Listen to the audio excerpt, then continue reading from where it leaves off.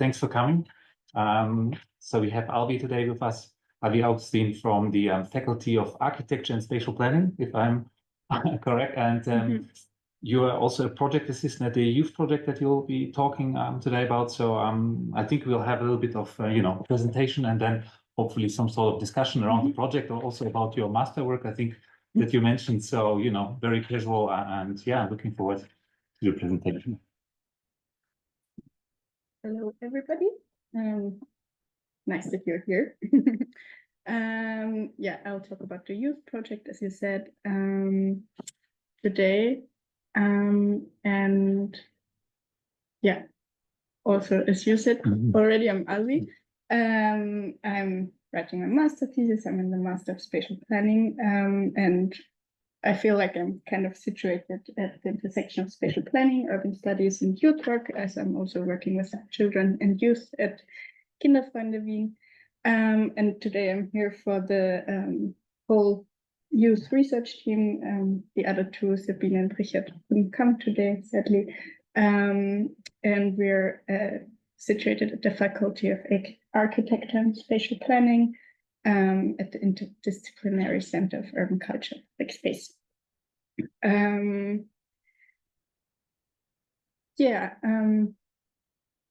For while I'm talking, if I should say something that is not understandable and needs clarification, just raise a hand and tell me. I don't assume everything I give from myself is understandable, but yeah, and questions maybe in the end of the discussion. Yeah, to get our minds a bit into what the youth project is about, I've brought a question with me that asks if you used your smartphone or other digital device. I mean, we have smartwatches, we have, you tell me, on our way to work today or to this room.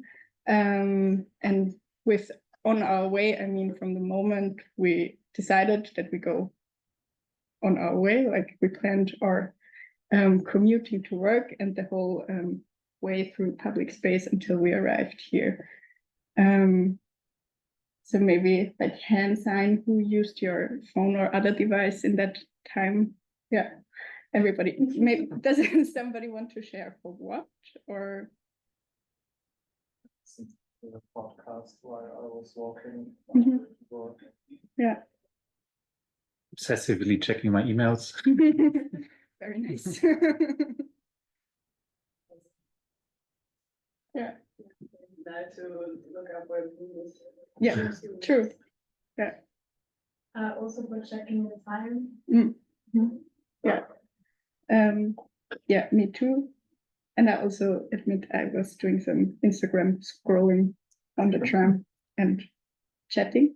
So just to get our brains into what we are thinking about in the youth project is how, first of all, we seek to integrate youthhood studies into thinking about space, urban space, and public space, because youth often gets a bit neglected by public policies and spatial thought and consideration. But also, and especially when I use the word space, or when we talk about space, think about how public space especially is experienced. And in this experience, digital media, social media, digital tools play a big role in today's youthhood. And right at this intersection of experience of youthhood, experience of and use and access of space, but intermingled with use of digital media. This youth project actually seeks to, first of all, create a methodological framework on how to even grasp that topic, because there are here and there people who combine youthhood and urban topics, but yeah, the youth project seeks to begin to ask more questions and to create a framework to further study a lot of questions that may arise. Yeah, basically what I said. And here also is listed the Spring School, which is the main one program that was a big part of starting the exploration of the youth project, and I will talk about it next.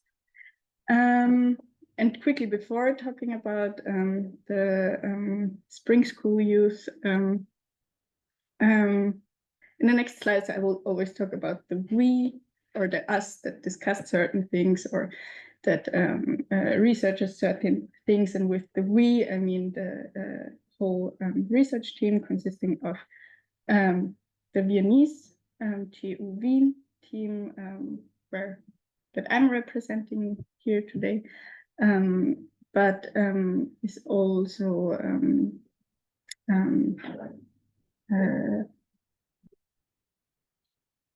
in the team. There are also several other institutions like the FH Campus Wien with people from social work, also the FH Technicum Wien with people from computer science, but also partners from Brazil and Israel that are coming from social science and environmental geography.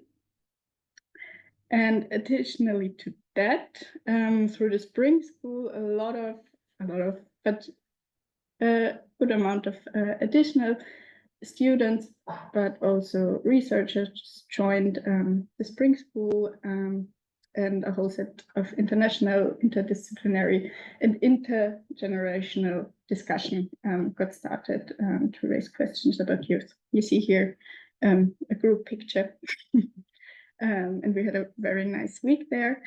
With a lot of field trips to youth centers, input lectures, discussion, workshops, etc., etc. Yeah, and I would like to now share the first, our main discussion points, or our main, maybe also learnings that came from the Spring School. Which started with a first question of what is youth or youthhood, because there's no such thing as the youth. Youth are a lot of people with a lot of backgrounds, and we came to the consensus that we view youthhood as a very relational category that's not fixed or static with age, like youth is from that age until that age, then you're not within your youthhood anymore, but more is shaped by various social contexts, and various youthhood can also be seen more as an experience that is shaped by various contexts coming from different marginalization experiences, or etc., etc. And this experience of youthhood is more and more influenced by digital media technologies as well. That's why, on one hand, intersectionality, but also those digital media technologies making their way in the experience of youthhood more and more are very important to consider.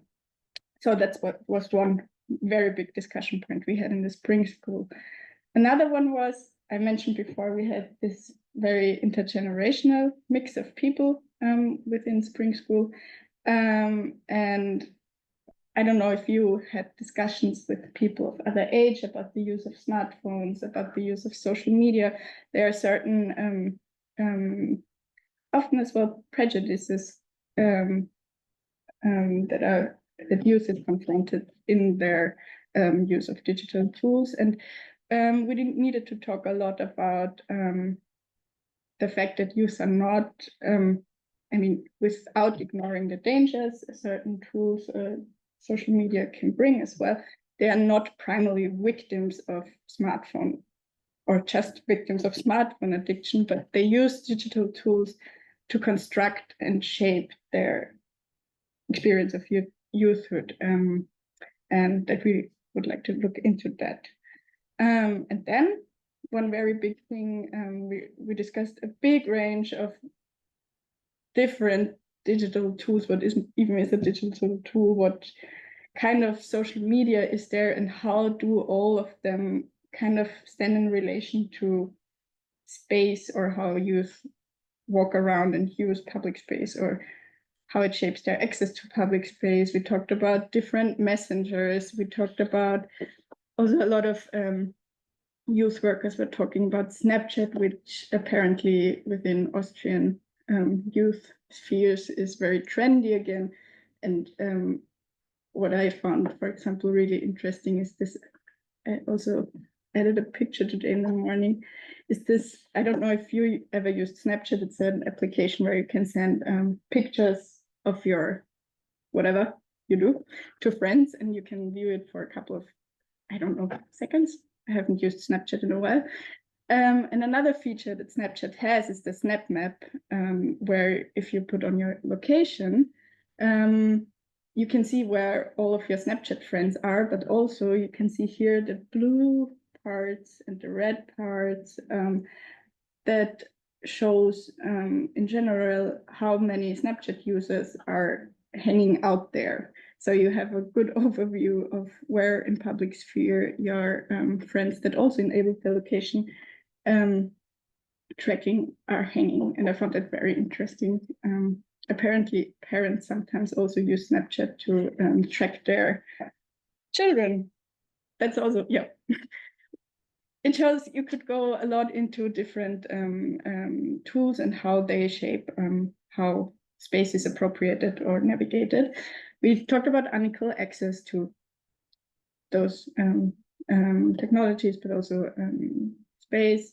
We talked about the aspect of identity and also using digital media for political organization mobilization. And finally, what is here written in the end, this word viral or hybrid spaces, is that we also had a lot going on, but we also talked a lot about, okay, then there we have the online spaces, and we either meet in the online or the digital spaces or in the real spaces. And this binary often gets reproduced when, especially in spatial discipline, this is something I heard a lot in classes or when people talk about digital spaces, etc. And we talked a lot about this concept coming from more or less social work about viral spaces. Viral means is a combination about the words virtual and real, and underlines that nowadays youth would use digital and non-digital tools in one intermingled set of experience, and that it's not the other or this one, but it's like one new experience. So that's also what we discussed a lot. Okay, I talked a lot now about this. Yeah, what we did after the spring school. After the spring school, the whole team of partners was thinking, okay, how can we put it into an output as well? So right now 3 papers are in the making that are building upon 3 case studies. One is from Brazil, Belo Horizonte, one is from Tel Aviv, Israel, and one is from Vienna, Austria. So each research team in this location collaborated with an NGO to find out more about how use appropriate public space in combination with digital tools, or how this process is reshaped or changing. And there were different focuses within each case study. And those 3 case studies more or less were put together and shaped, and then 3 papers created out of what were considered very fruitful for further research. So the first paper is, as I said in the beginning, the overall goal of the youth project is to create a methodological framework where different research teams in different contexts can very flexible take that framework and, depending on their resources, apply it to their situation, where all the things I about before, like youth as a relational category, intersectionality, transdisciplinarity, like working with NGOs, are underlined. So that's one paper in the making. Then the second one has a big focus on this concept of viral appropriation of youth, of public space by youth, and is very much focusing on the case study in Brazil, which through different qualitative methods try to find out how youth between 18 and 26 use digital tools or social media to navigate especially security or insecurity across public space. When I talk about insecurity, this is a lot to do with like how like different marginalized youth groups talked about their encounters with police and how they use their phones to like coordinate themselves and give them each other's heads up where right now it's safe and where not. It's things like youth before they go to an event or before they go outside, they check, okay, there's an event, and they do a deep online research on, okay, it seems like it's an event where our crowd goes to, it could be safe, and then they go there. Or they were talking about a lot of strategies on how they navigate public spaces and the role like digital media plays for them there. And in this case study, especially the intermingledness of like racialized experiences, class experiences, and gendered experiences became very clear. For example, female youth talked a lot about when they walk outside at night and they feel unsafe, they take their phone and act as if they talk to a friend in order to feel safer, or situations like that. There were a lot of examples that came up that are very interesting to tell us more about those viral appropriations of space. The third paper to finish is exploring the cooperation of researchers with youth-related organizations like youth workers, youth centers, and the challenges within that, or also the benefit within that, because youth workers often for social sciences work kind of as they're the gate to the actual people, and they either can really help you if you have a good relation to them, but they also can kind of, for various probably also good reasons, gatekeep your connecting with youth. Yes, and this paper should explore that also with ethical considerations. Okay, to the outlook right now, the project teams is doing, after this whole first exploring of the topic and now also the writing of the papers, there's a call screening for follow-up projects happening, whereas the Brazilian team has found an interesting call by the Ministry of Science, where they are right now thinking about possible project outlines. Here in Vienna, we are exploring possibilities within Erasmus Plus, and have also been at an event in Bratislava 2 weeks ago, which was very nice. So yeah, we're kind of thinking how it can go further in the future, because the overall goal of the project is to integrate youth research more into like the whole university knowledge flow, because youth always bring a lot of the current experience of youthhood tells us a lot about the processes happening within a society.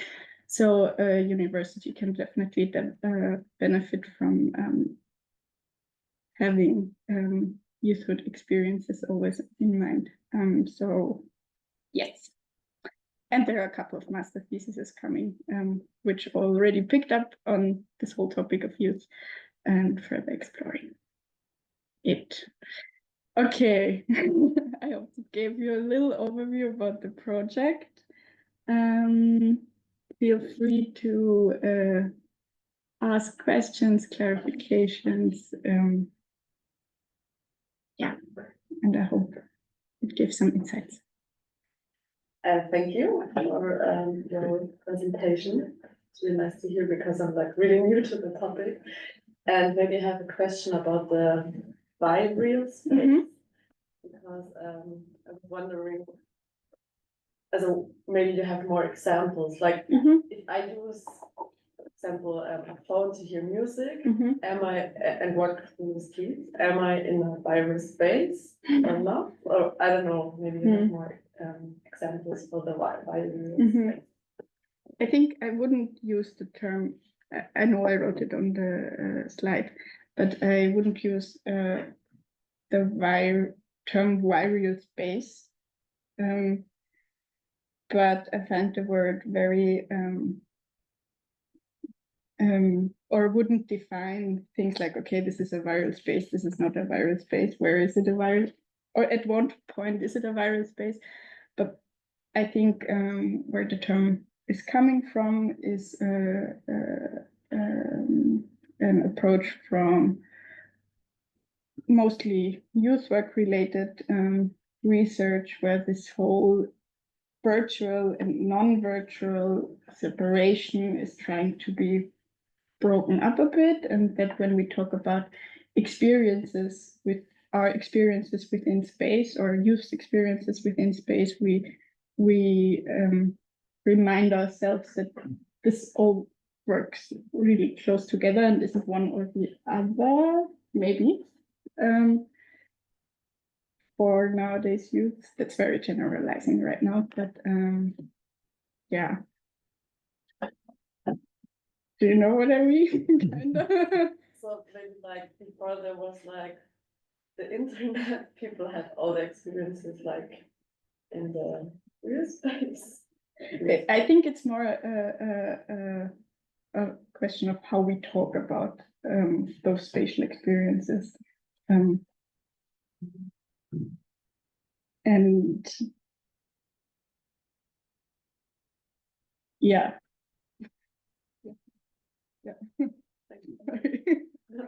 Yeah. Yeah. Oh, yeah. You can go ahead. So, I have two questions. First, did you encounter in your research some physical changes in the public space from this use of digital media? So I thought about in Japan, they have some lines where the people staring on their phones where they can go. Did you encounter something like this in research or the case studies? And another question is, how do you think this virtual classes will change maybe experiences? Or is it even the same? Are we already staring on our phone? Maybe I start with the second question.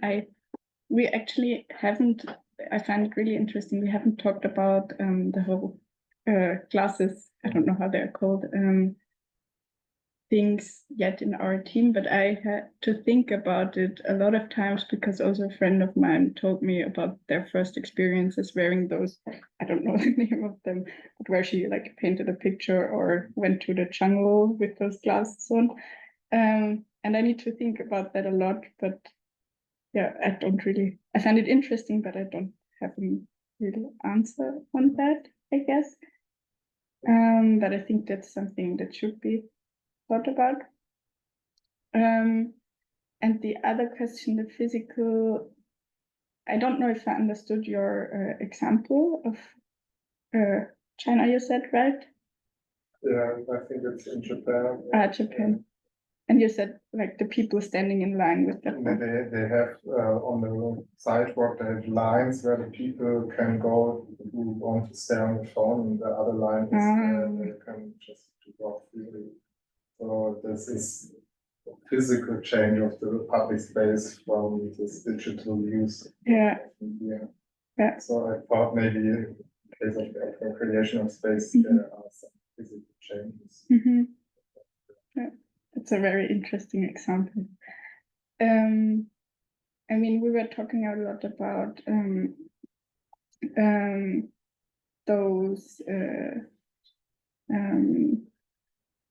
the marking of certain sites, like for example, I don't know, I need to think of like one tree in Votive Park. I don't know if this relates to your example, but one tree in Votive Park that was really beautiful. It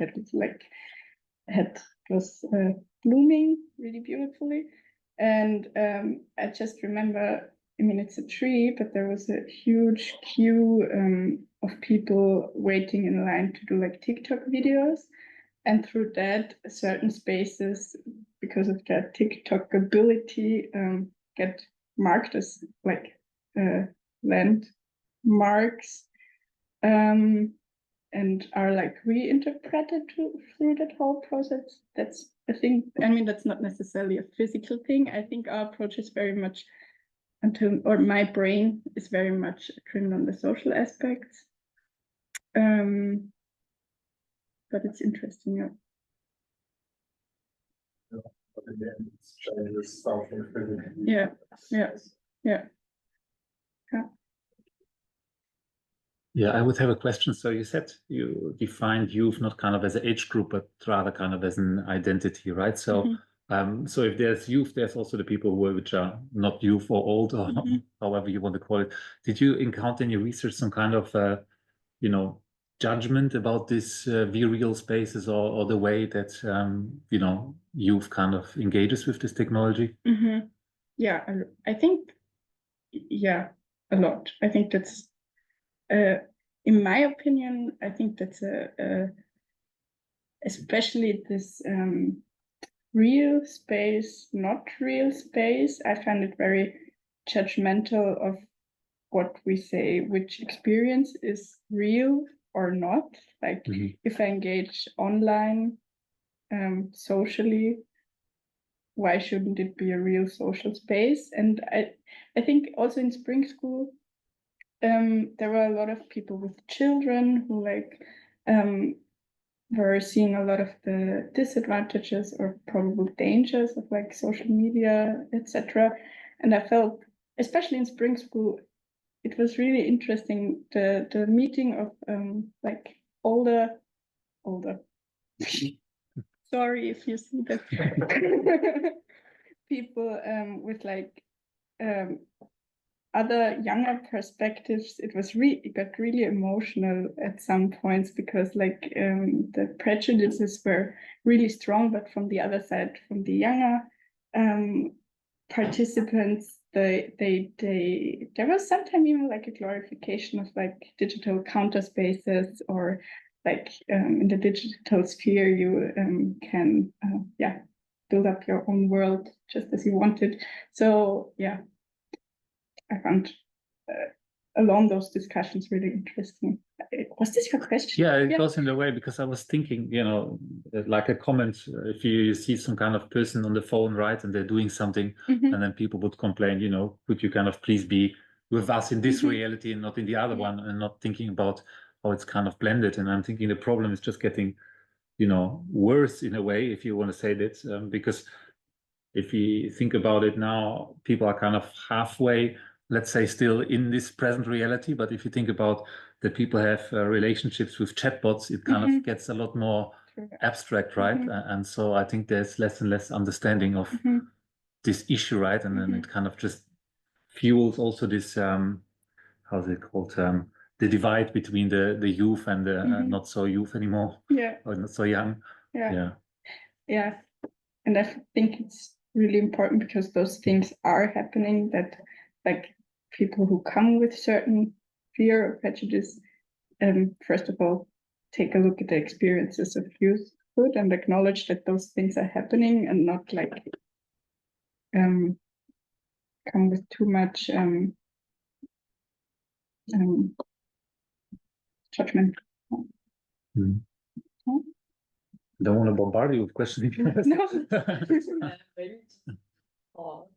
First, I remembered like a poetry slam I saw like I think 10 years ago, but I don't know, I remembered it right now, and it was like from a boy, and I think he was like 13 doing this poetry slam like in a really big room with a lot of people, and he talked about his dad who was always told by his grandfather that he shouldn't read books, that he's like in his own world and he's always reading books and only talking about this fantasy worlds, and then he talked about his experience with his dad, and his dad always was like, you're always on your phone, you're like in your reality world. And I really liked like this comparison from always like this older generation who is like, the thing you are doing as a young people is like wrong and not good. But then it passes, and nowadays like books are something good. It's nice that you read, it's good that you read, and I really like that thing. And the other thing I thought of, because we talked about the chatbots, and I saw a documentation on Arte, and it was about the death of internet. And I really found it interesting. Maybe I can send it to you. Just the thought of it that nowadays there are like so many AI and chatbots ruling the internet already, and they talk about the death of it. Because they made this idea that one day no more real people will be in the internet, and it's just going to be deathbots. But it was like more of a Gedankenexperiment. I don't know what it's in English. Yeah, like two thoughts.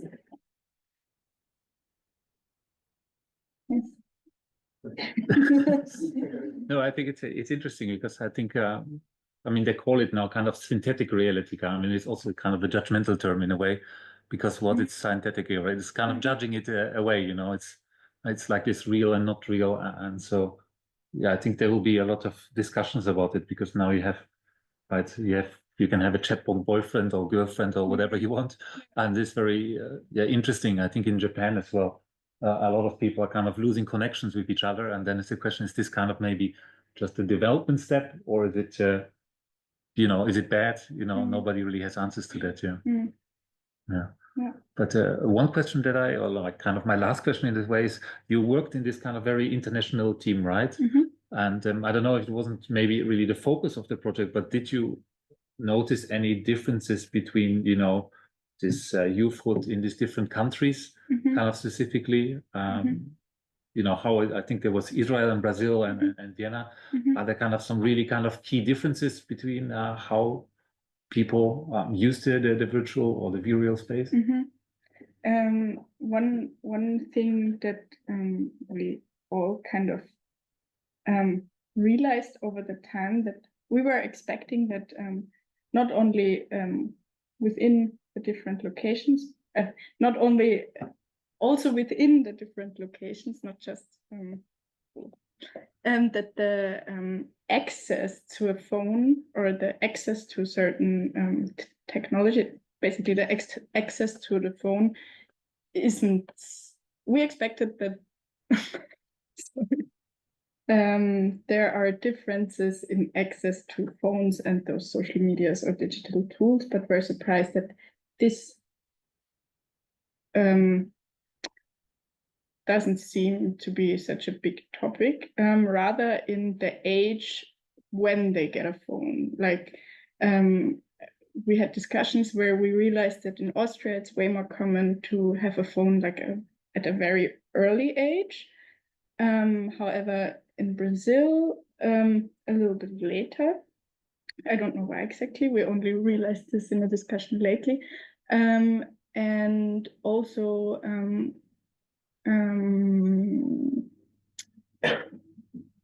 what participants from Israel, for example, told from like perspective of access to a phone or digital tools.